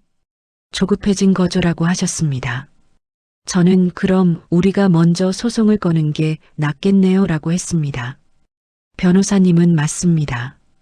먼저 이혼 소송을 제기하고 동시에 사위의 재산 침해 시도, 허위 신고, 명예훼손에 대해서도 법적 조치를 취할 겁니다라고 하셨습니다. 지민이는 이혼 소송에서 이길 수 있을까요? 라고 물었습니다. 변호사님은 충분히 이길 수 있습니다. 우리한테 증거가 이렇게 많은데요. 전처 증언, 가스라이팅 녹음, 재산 침해, 시도 증거, 허위 신고 기록. 이 정도면 법원에서도 인정할 겁니다라고 하셨습니다. 저는 그날 밤 혼자 생각했습니다. 사위가 이렇게 격렬하게 저항하는 건 제가 제대로 가고 있다는 증거였습니다. 사위는 자기가 지고 있다는 걸 알고 있었습니다. 그래서 더 발악하는 거였습니다. 하지만 저는 물러서지 않을 겁니다. 제 딸을 지키기 위해서라면 어떤 공격도 견뎌낼 겁니다. 이제 본격적인 법적 싸움이 시작되려 하고 있었습니다. 그리고 저는 이번에야말로 완벽하게 준비되어 있었습니다. 증거도 있고 법도 있고 무엇보다 제 딸을 지키겠다는 확고한 의지가 있었습니다. 저는 조용히 말했습니다. 이제 모든 게 제자리를 찾아가고 있다. 드디어 마지막 순간이 왔습니다. 변호사님과 함께 이혼 소송을 준비한 지 한 달이 지났습니다.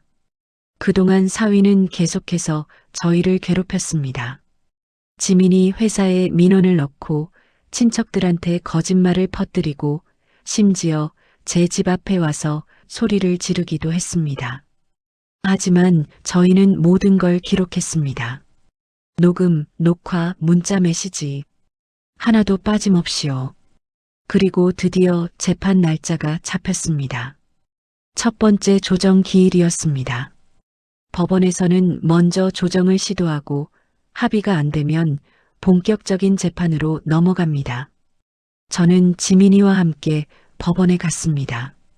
변호사님도 함께였습니다. 법원 복도에서 사위를 마주쳤습니다. 사위도 변호사를 대동하고 있었습니다. 사위는 저희를 보더니 씁쓸하게 웃었습니다. 어머니, 이렇게까지 하실 겁니까? 저는 대답하지 않았습니다. 지민이 손을 꼭 잡고 조정실로 들어갔습니다. 조정실에는 조정 담당 판사님이 계셨습니다. 판사님은 양쪽 이야기를 들어보겠다고 하셨습니다. 먼저 사위 측 변호사 입을 열었습니다. 재판장님, 이 사건은 장모님이 부부 사이를 이간질해서 생긴 일입니다. 원래 부부는 잘 살고 있었는데 장모님이 근거 없이 저희 의뢰인을 의심하고 따님한테 이혼하라고 강요했습니다. 저희 변호사님이 바로 반박했습니다. 재판장님, 그건 사실이 아닙니다. 저희한테는 명확한 증거가 있습니다. 변호사님은 준비한 증거들을 제출했습니다. 전처의 증언 녹음, 사위의 가스라이팅 녹음, 재산 침해, 시도 증거, 허위 신고 기록. 판사님은 하나씩 확인하셨습니다. 사위 측 변호사는 재판장님, 이 녹음들은 맥락을 무시한 겁니다. 부부 사이에 있을 수 있는 일상적인 대화를 악의적으로 편집한 거예요 라고 했습니다. 저희 변호사님은 그렇다면 전처의 증언은 어떻게 설명하시겠습니까? 피고는 이혼 경력을 숨기고 결혼했으며 전처에게도 동일한 패턴의 가스라이팅을 했습니다 라고 했습니다. 판사님은 사위를 보며 물으셨습니다. 피고는 이혼 경력이 있습니까? 사위는 잠깐 망설이더니 네, 있습니다 라고 대답했습니다. 판사님은 그걸 원고에게 고지했습니까? 라고 물으셨습니다. 사위는 아닙니다 라고 작은 목소리로 대답했습니다. 판사님은 고개를 끄덕이셨습니다. 중요한 사실을 숨긴 것 자체가 문제가 될 수 있습니다. 계속하시죠. 저희 변호사님은 계속해서 증거를 제시했습니다. 사위가 장모인 저의 재산을 조사한 것, 지민이를 고립시킨 것, 친구들과의 관계를 단절시킨 것, 모두 명확한 증거가 있었습니다. 그때 예상치 못한 일이 벌어졌습니다. 사위가 갑자기 벌떡 일어나더니 소리를 질렀습니다. 재판장님, 이건 모함입니다. 제가 언제 지민이를 고립시켰습니까? 저는 지민이를 사랑합니다. 장모님이 저희 부부를 갈라놓으려는 겁니다. 판사님은 피고 진정하시고 앉으세요 라고 하셨습니다. 하지만 사위는 계속 소리를 질렀습니다. 지민아, 우리 다시 시작하자. 내가 잘못했어. 장모님 말 듣지 말고 나한테 돌아와. 지민이는 고개를 돌렸습니다. 사위를 보지도 않았습니다. 저는 그 순간 사위의 진짜 모습을 봤습니다. 조급해하고 통제력을 잃고 발악하는 모습. 사람들 앞에서 보여주던 그 부드러운 가면은 완전히 벗겨져 있었습니다. 판사님도 그걸 보셨을 겁니다. 판사님은 피고 마지막 경고입니다. 앉으세요라고 단호하게 말씀하셨습니다. 사위는 그제야 자리에 앉았습니다. 하지만 손은 계속 떨리고 있었습니다. 판사님은 양쪽을 보시며 말씀하셨습니다. 오늘 조정은 여기까지 하겠습니다. 다음 기일은 한 달 후입니다. 그때까지 양쪽 모두 합의 가능성을 생각해 보시기 바랍니다. 조정실을 나오면서 사위가 지민이한테 다가왔습니다. 지민아, 제발 한 번만 이야기하자. 우리 이러지 말자. 지민이는 사위를 똑바로 바라봤습니다. 그리고 처음으로 확고한 목소리로 말했습니다. 민호 씨, 우리 이제 끝이에요. 당신이 저한테 한 짓, 우리 엄마한테 한 짓 다 알고 있어요. 더 이상 속지 않을 거예요. 사위는 얼굴이 굳어졌습니다. 지민아, 너 진짜 이럴 거야? 나 없으면 넌 아무것도 못해. 그거 잊었어? 지민이는 웃었습니다. 그게 바로 가스라이팅이에요, 민호 씨. 저는 당신 없이도 잘 살 수 있어요. 아니, 당신 없는 게 더 나아요. 저는 그 순간 정말 자랑스러웠습니다. 제 딸이 다시 돌아온 것 같았습니다. 당당하고 자신감 있고 자기 목소리를 내는 딸로요. 사위는 더 이상 할 말이 없는 듯 돌아섰습니다. 그 뒷모습은 초라했습니다. 법원을 나오는 길에 변호사님이 말씀하셨습니다. 오늘 아주 잘 되었습니다. 특히 피고가 감정적으로 폭발한 것 판사님이 다 보셨을 겁니다. 다음 기일에는 본격적인 재판으로 넘어갈 것 같습니다. 저는 이길 수 있을까요? 라고 물었습니다. 변호사님은 당연히 이깁니다. 증거가 이렇게 명확한데요 라고 하셨습니다. 하지만 저는 한 가지 더 준비한 게 있었습니다. 단순히 이혼만 하는 게 아니라 사위의 모든 거짓을 세상에 알리고 싶었습니다. 그래서 저는 한 가지 계획을 세웠습니다. 가족 모임을 여는 것이었습니다. 저는 양쪽 친척들에게 연락을 돌렸습니다. 다음 주 일요일에 우리 집에서 모임할 거야. 중요한 이야기가 있어. 꼭 와줘. 친척들은 무슨 일이야? 라고 물었지만 저는 그때 가서 얘기할게라고만 했습니다. 그리고 저는 사위한테도 연락했습니다. 민호야, 다음 주 일요일에 우리 집에서 가족 모임 할 거야. 너도 와. 이야기할 게 있어. 사위는 망설이다가 알겠습니다라고 했습니다. 아마 거절하면 더 이상해 보일까봐 그랬을 겁니다. 일주일이 지나고 그 일요일이 왔습니다. 저는 집을 깨끗이 치우고 음식도 준비했습니다. 오후 2시쯤 친척들이 하나둘씩 도착했습니다. 제 동생, 조카들, 사촌들 모두 20명 정도 모였습니다. 사위도 왔습니다. 얼굴에는 억지 미소를 띠고 있었습니다. 저는 모두가 자리에 앉아 입을 열었습니다. 다들 와줘서 고마워.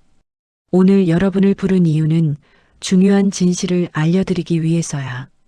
친척들은 궁금한 표정으로 저를 봤습니다. 사위는 불안한 표정을 지었습니다. 저는 천천히 말했습니다. 여러분이 알고 계신 민호는 진짜 민호가 아니에요. 여러분 앞에서 보여준 모습은 다 연기였어요. 친척들은 놀란 표정을 지었습니다. 무슨 말씀이세요? 저는 직접 들어보세요라고 하며 노트북을 켰습니다. 화면에는 제가 준비한 영상이 재생되기 시작했습니다. 첫 번째는 전처 서영 씨의 증언이었습니다. 강민호는 제게 가스라이팅을 했습니다. 저를 고립시키고 제 자존감을 깎아내리고 제 재산을 노렸습니다. 친척들은 숨을 죽이고 들었습니다. 두 번째는 사위가 저를 무시하는 녹음이었습니다. 지민이가 없을 때의 차가운 목소리, 그리고 지민이가 들어오자마자 바뀌는 밝은 목소리. 친척들은 믿을 수 없다는 표정을 지었습니다. 이게 진짜 민호 목소리야? 세 번째는 사위가 제 땅을 조사하는 CCTV 영상이었습니다. 부동산 사무실에서 장모님을 요양원에 보내고 집을 팔면 되죠? 라고 말하는 모습. 친척들은 분노하기 시작했습니다. 이게 무슨 짓이야? 네 번째는 사위가 지민이를 조종하는 녹음이었습니다. 너는 나 없으면 아무것도 못해. 내 친구들은 너를 이용하는 거야. 장모님 말 듣지 마. 친척들은 이제 완전히 화가 난 표정이었습니다. 저는 그 사람의 눈을 똑바로 바라봤습니다. 사위는 창백한 얼굴로 앉아 있었습니다. 저는 말했습니다. 민호 할 말 있어? 사위는 입을 열었다 닫았다를 반복했습니다. 저는 이건 오해입니다. 제 동생이 벌떡 일어났습니다. 오해? 이게 오해야? 녹음이 다 있는데? 조카도 말했습니다. 형부, 정말 실망이에요. 우리가 형부를 가족처럼 대했는데 이렇게 배신하다니. 친척들이 하나둘씩 사위를 비난하기 시작했습니다. 사위는 자리에서 일어나려고 했습니다. 하지만 저는 잠깐 아직 끝나지 않았어라고 말했습니다. 저는 마지막 증거를 꺼냈습니다. 사위가 다른 여자와 메시지를 주고받은 내용이었습니다. 지민이가 최근에 사위 휴대폰에서 발견한 거였습니다. 화면에는 사위와 어떤 여자의 대화가 떠올랐습니다. 오빠 언제 이혼해요? 조금만 기다려. 장모집만 손에 넣으면 바로 이혼할게. 진짜요? 약속이에요? 그럼 너랑 새로 시작할 거야. 친척들은 완전히 경악했습니다. 지민이가 일어나서 말했습니다. 여러분, 저는 5년 동안 이 사람한테 속았어요. 제가 바보였어요. 하지만 이제는 알았어요. 이 사람이 어떤 사람인지. 그래서 저는 이혼할 거예요. 그리고 다시는 이런 사람한테 속지 않을 거예요. 사위는 더 이상 변명할 말이 없었습니다. 얼굴은 새하얗게 질려 있었고 손은 떨리고 있었습니다. 사위가 입을 열었습니다. 지민아, 미안해. 하지만 그 말은 너무 늦었습니다. 제 동생이 말했습니다. 민호, 당장 나가. 우리 가족 앞에 다시는 나타나지 마. 다른 친척들도 동의했습니다. 그래, 나가. 우리 지민이한테 한 짓 절대 용서 못해. 사위는 휘청거리며 일어났습니다. 그리고 비틀거리며 현관문으로 향했습니다. 문을 나가기 전 사위가 저를 돌아봤습니다. 저는 그 사람의 눈을 똑바로 바라봤습니다. 더 이상 두렵지 않았습니다. 오히려 제가 이겼다는 걸 알았습니다. 사위는 고개를 떨구고 문을 나갔습니다. 그 뒷모습을 보면서 저는 생각했습니다. 이제 끝났구나. 정말로요. 친척들은 지민이를 위로했습니다. 지민아, 잘한 거야. 이제 새로 시작해. 우리가 다 도와줄게. 지민이는 눈물을 흘렸습니다. 하지만 그 눈물은 슬픔의 눈물이 아니라 해방의 눈물이었습니다. 저는 지민이를 안아줬습니다. 지민아, 이제 괜찮아. 엄마가 지켜줬지? 지민이는 내 엄마. 고마워요.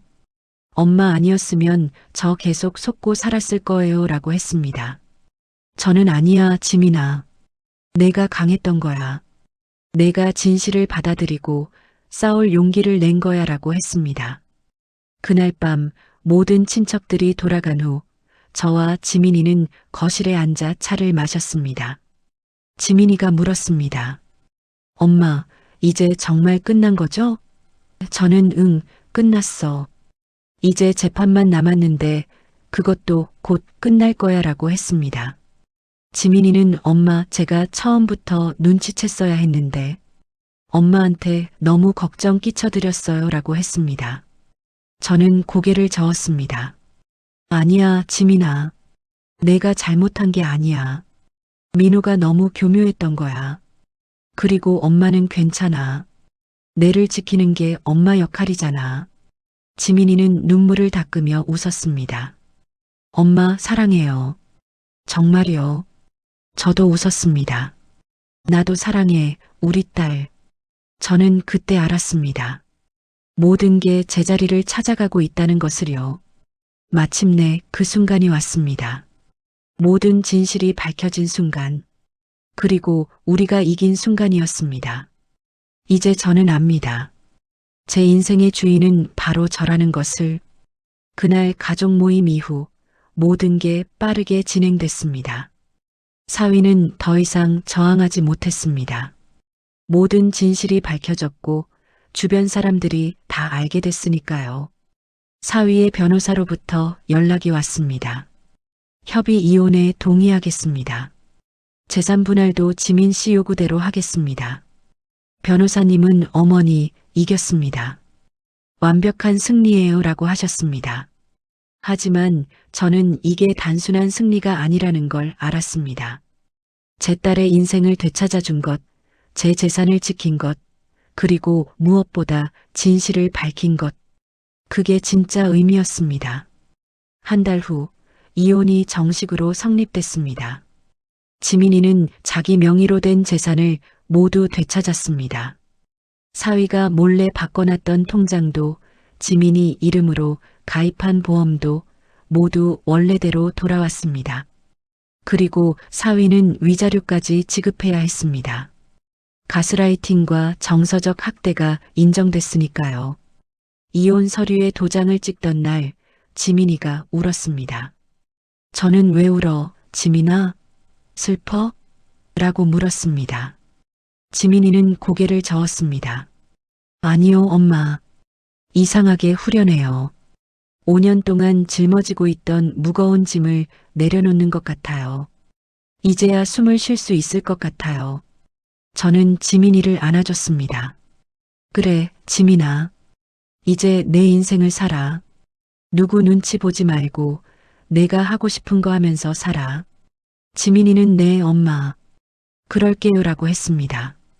이혼 후 지민이는 천천히 회복하기 시작했습니다. 처음엔 힘들어했습니다. 밤에 악몽을 꾸기도 하고 사위한테서 온 트라우마 때문에 남자들을 경계하기도 했습니다. 하지만 저는 지민이가 심리 상담을 받게 했습니다. 전문가의 도움이 필요하다고 생각했으니까요. 상담을 받으면서 지민이는 점점 나아졌습니다. 끊어졌던 친구들과도 다시 연락하기 시작했습니다.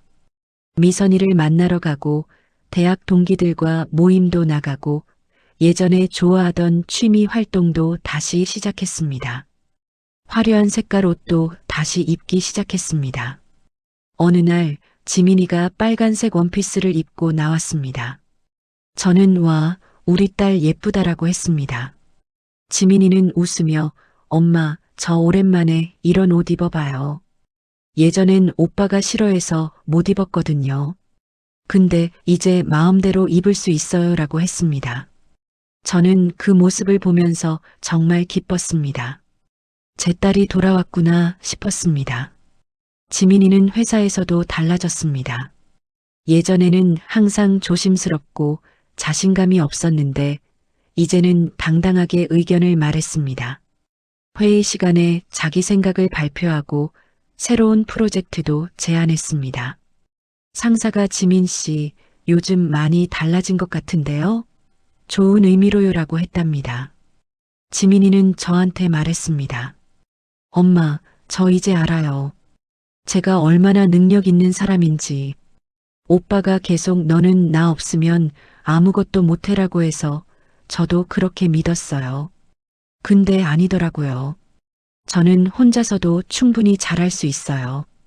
저는 그럼 우리 딸은 원래 잘하는 애였어. 엄마가 늘 말했잖아 라고 했습니다. 지민이는 네, 이제야 그게 진짜인 것 같아요. 엄마 말씀이 맞았어요 라고 했습니다. 그리고 저도 변화가 있었습니다. 이 모든 과정을 겪으면서 저는 제가 생각보다 강한 사람이라는 걸 알게 됐습니다. 72살의 할머니지만 제 딸을 지킬 수 있었습니다. 교묘한 사기꾼한테 맞서서 싸워 이길 수 있었습니다. 저는 제 자신이 자랑스러웠습니다. 저는 집을 그대로 지켰습니다. 사위가 노리던 그 집, 남편이 남긴 그 소중한 공간을요. 저는 그 집에서 계속 살 겁니다. 그리고 언젠가 지민이한테 물려줄 겁니다. 진짜 소중히 여길 사람한테요. 어느 날 지민이와 저는 집 근처 공원을 산책했습니다. 날씨가 참 좋았습니다. 가을 햇살이 따뜻했고 바람도 시원했습니다. 저희는 벤치에 앉아서 이야기를 나눴습니다. 지민이가 물었습니다. 엄마, 저 다시 결혼할 수 있을까요? 솔직히 좀 무서워요. 또 잘못된 사람을 만나면 어떡하죠? 저는 지민이 손을 잡았습니다. 지민아, 서두를 필요 없어. 천천히 회복하고 내 자신을 먼저 사랑하는 법을 배워. 그러다 보면 좋은 사람 만날 거야. 진짜 너를 존중하고 사랑하는 사람. 지민이는 엄마는 어떻게 그렇게 강하세요? 저 같으면 중간에 포기했을 것 같은데 라고 했습니다. 저는 웃었습니다. 강한 게 아니야, 지민아. 그냥 내가 소중해서 그랬던 거야. 엄마한테는 내가 세상에서 제일 중요하거든. 그래서 포기할 수가 없었어. 지민이는 눈물을 글썽이며 엄마 정말 고마워요. 엄마 아니었으면 저 어떻게 됐을지 몰라요라고 했습니다. 저는 아니야, 지민아. 내가 강했던 거야. 진실을 받아들이고 싸우기로 결심한 건 너였어. 엄마는 그냥 옆에서 도와준 것뿐이야 라고 했습니다. 몇 달 후, 저는 특별한 일을 시작했습니다. 제 경험을 다른 사람들과 나누고 싶었습니다. 그래서 동네 복지관에서 시니어 여성들을 위한 강연을 시작했습니다. 제목은 늦은 때는 없습니다. 마이너스 70대 할머니의 딸 지키기 프로젝트였습니다. 첫 강연 날 강당에는 20명 정도의 시니어 여성들이 모였습니다. 저는 제 이야기를 들려줬습니다. 사위의 이중적인 모습을 어떻게 알아챘는지, 어떻게 증거를 모았는지, 어떻게 딸을 설득했는지, 어떻게 법적으로 대응했는지 모든 걸 솔직하게 말했습니다. 강연이 끝나고 한 할머니가 손을 들었습니다. 저도 며느리가 요즘 이상해요. 아들한테 뭐라고 하는 것 같은데 어떻게 해야 할까요? 저는 그분한테 조언을 해드렸습니다. 먼저 관찰하세요. 그리고 증거를 모으세요. 감으로만 판단하지 마시고요. 다른 할머니는 저는 나이가 많아서 이런 일을 할 수 있을지 모르겠어요 라고 했습니다. 저는 나이는 숫자일 뿐이에요. 저도 72이에요. 근데 해냈잖아요. 여러분도 할 수 있어요. 가족을 지키는 데 나이는 상관없어요 라고 했습니다. 그 강연 이후 저한테 연락하는 분들이 많아졌습니다. 비슷한 상황에 처한 분들이었습니다. 저는 그분들한테 제 경험을 나눠드리고 필요하면 변호사님도 소개해드렸습니다. 그렇게 1명, 2명 도와드리다 보니 어느새 작은 모임이 생겼습니다. 저희는 한 달에 한 번씩 모여서 정보를 공유했습니다. 가스라이팅을 당하는 가족을 어떻게 도울지, 법적으로 어떻게 대응할지, 심리적으로 어떻게 회복할지, 서로의 경험을 나누고 서로를 격려했습니다. 그 모임의 이름은 당당한 시니어였습니다. 지민이도 제 활동을 응원했습니다. 엄마, 정말 멋있어요. 우리 경험이 다른 사람들한테 도움이 되다니. 저는 그래, 지민아. 우리가 겪은 고통이 헛되지 않았으면 좋겠어. 다른 사람들은 우리처럼 힘들어하지 않았으면 해라고 했습니다. 그리고 지민이와 저는 새로운 일도 시작했습니다. 작은 카페를 연 거였습니다. 제 집 근처에 작은 공간을 빌려서 지민이가 평일 저녁과 주말에 운영하는 카페였습니다. 이름은 새로운 시작이었습니다. 카페를 준비하면서 지민이는 정말 행복해 보였습니다. 인테리어를 고르고 메뉴를 만들고 손님을 맞이하는 모습, 모든 게 즐거워 보였습니다. 엄마, 저 이런 일 하고 싶었어요. 근데 오빠가 카페는 돈 안 된다고 해서 꿈도 못 꿨어요. 근데 이제 할 수 있어요. 카페는 작았지만 아늑했습니다. 단골 손님들도 생겼습니다. 그 중에는 당당한 시니어 모임분들도 계셨습니다. 그분들은 카페에서 차를 마시며 이야기를 나눴습니다. 때로는 웃고 때로는 울고 하지만 항상 서로를 지지했습니다. 어느 날 카페에 젊은 여성이 들어왔습니다. 얼굴이 어두워 보였습니다. 그분은 커피를 주문하면서 조심스럽게 물었습니다. 혹시 여기 김영숙 선생님 계세요? 강연 들었는데 상담받고 싶어서요. 저는 제가 김영숙입니다라고 했습니다. 그 여성은 눈물을 흘리며 자기 이야기를 했습니다. 남편의 가스라이팅, 시어머니의 재산을 노리는 남편, 고립되어 가는 자신. 저는 그 이야기를 들으면서 지민이가 겪었던 일이 떠올랐습니다. 저는 그분한테 말했습니다. 괜찮아요. 당신은 혼자가 아니에요. 우리가 도와드릴게요. 저는 그분한테 제 경험을 나눠드렸습니다. 어떻게 증거를 모으는지, 어떻게 법적으로 대응하는지, 어떻게 심리적으로 회복하는지. 그분은 정말 감사합니다. 선생님 이야기 듣고 용기가 났어요. 저도 할 수 있을 것 같아요 라고 했습니다. 그 일이 있은 후 저는 깨달았습니다. 제가 겪은 일이 정말 의미가 있었구나. 제 고통이 다른 사람들한테 희망이 되고 있구나. 그리고 저는 이 일을 계속할 거라고 다짐했습니다. 1년이 지났습니다. 지민이는 이제 완전히 회복했습니다. 자신감도 돌아왔고 웃음도 많아졌습니다. 새로운 사람도 만나기 시작했습니다. 아직 진지한 관계는 아니지만 천천히 마음을 열어가고 있었습니다. 어느 날 저녁 지민이와 저는 카페에서 차를 마시고 있었습니다. 손님들이 다 가고 저희 둘만 남았을 때였습니다. 지민이가 말했습니다. 엄마, 제가 지난 1년 동안 정말 많이 배웠어요. 제 자신에 대해서도 인생에 대해서도. 저는 뭘 배웠는데? 라고 물었습니다. 지민이는 저는 생각보다 강하다는 거요. 그리고 혼자서도 충분히 행복할 수 있다는 거. 누군가에게 의존하지 않아도 된다는 거. 그리고 진짜 사랑은 저를 통제하는 게 아니라 저를 자유롭게 하는 거라는 거요. 저는 눈물이 났습니다. 기쁨의 눈물이었습니다. 지민아, 엄마는 내가 정말 자랑스러워. 넌 정말 잘 이겨냈어. 지민이도 눈물을 흘렸습니다. 엄마 덕분이에요. 엄마가 포기하지 않아서 제가 여기까지 올 수 있었어요. 저는 창밖을 봤습니다. 밤하늘에 별이 빛나고 있었습니다. 저는 생각했습니다. 인생은 참 신기하다고. 72살에 이런 일을 겪을 줄은 몰랐다고. 하지만 후회는 없었습니다. 오히려 감사했습니다. 제 딸을 지킬 수 있어서, 제 자신이 이렇게 강하다는 걸 알게 돼서, 그리고 다른 사람들을 도울 수 있게 돼서요. 저는 지민이를 보며 말했습니다. 지민아, 엄마가 하고 싶은 말이 있어. 늦은 때란 없어. 엄마는 72에 새로운 인생을 시작했어. 너도 35에 새로운 인생을 시작했고, 우리는 언제든 다시 시작할 수 있어. 나이도 상황도 아무것도 우리를 막을 수 없어. 지민이는 고개를 끄덕였습니다. 네, 엄마.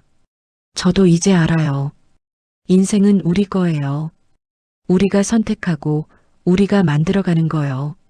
저는 이제 압니다. 제 인생의 주인은 바로 저라는 것을, 그리고 지민이 인생의 주인은 지민이라는 것을. 우리는 누구한테도 통제받지 않습니다. 우리는 자유롭습니다. 우리는 당당합니다. 여러분도 기억하세요. 늦은 때란 없다는 걸요. 지금이라도 늦지 않았습니다. 여러분이 힘들다면 용기를 내세요. 여러분이 누군가를 지켜야 한다면 나서세요. 여러분이 진실을 알아야 한다면 눈을 뜨세요. 그리고 무엇보다 여러분 자신을 믿으세요. 여러분은 생각보다 강합니다. 여러분은 할 수 있습니다. 나이도 상황도 아무것도 여러분을 막을 수 없습니다. 여러분의 인생은 여러분 것입니다.